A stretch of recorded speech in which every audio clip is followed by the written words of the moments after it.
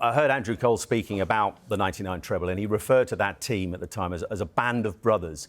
Would it be unfair to say that at the moment this United team look anything but a band of brothers? No, they don't. That's just alluded to it. The performance the other night against Crystal Palace is nowhere near. It's not a Man United performance. And you look at these Man United squad and you compare it to the likes of, and I don't keep harping back on, but when you look at it, the likes of the Roy Keanes, the Scholes and the Beckham, it's a totally different team. It doesn't look like there's a togetherness. They look like they play as individuals, and that's why they're not getting results at the moment. And the big thing is, and as guys will say as a manager, you've got to work hard. You run through brick walls. You're playing for Man United Football Club. It's still one of the biggest teams in world football, if not the biggest team in world football. And you can't just expect you're going to turn up to Crystal Palace and get the 3 points, because it don't happen like that now in the Premier League. And that's what it looked like. And then listen, they can tell me they've got injuries. Every football club's got injuries. Your squad should be big enough to be able to go to Crystal Palace and get a result. Credit to Palace, it was a fantastic result. But at the moment, they're not producing. And let me tell you, if they play like that against Man City in the FA Cup final, it could be 7 or 8. Because Palace could have easily beat them 6 or 7.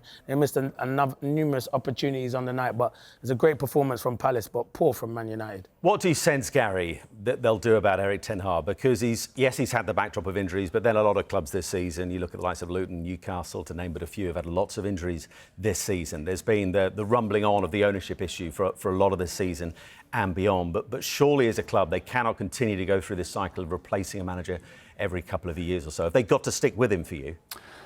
Well, I think it's unlikely that they do. I think that, that seems to be, if you're a new owner coming in and you've seen the level of performances that we spoke about, Merce mentioned it earlier, they don't look like they're playing for the manager. I think Erik ten Hag said something after the game that I thought was really striking. He said we had a clear defensive structure. They've lost 4-0, so therefore, he's kind of blaming the players a little bit, but the fact of the matter is, when there's that lack of synergy in terms of what you're saying in the performance. Well, the other week he called them the most entertaining side in the Premier League, didn't he? Yeah, I think he's a... Look, I've been in that position where you're under pressure, and, sometimes in interviews you're just trying to clutch onto things that perhaps...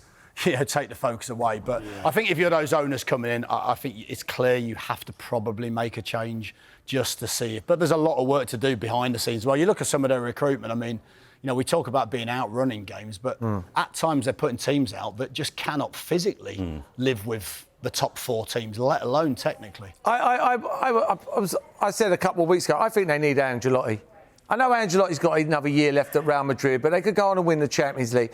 I know he's not a step forward, but you bring him in for a year. You've got Sir John Ratcliffe upstairs, Jim Ratcliffe upstairs. You get him in, you get him there for a year, and he comes and he goes, you know what, at the end of the season, keep him, get rid of him. He's a bad egg, get rid of him. This bloke has worked with the best in the world, You watch this Real Madrid team, they got superstars and they run around. That's because of the manager. So you need someone to come in and just to sort it out, because at the moment it's just going to keep on going along. Man United are a million miles off, and they will be again next year and the year after. They're not 1 or 2 signings away. They're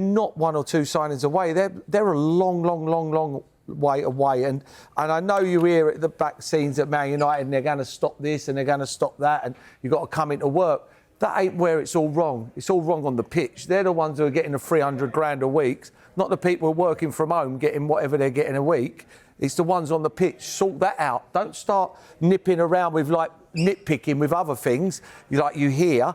Sort this out, sort it out, and they need to sort it out. And I think you need an Ancelotti in who comes in, who's worked with superstars, and need to remind these players they're not superstars.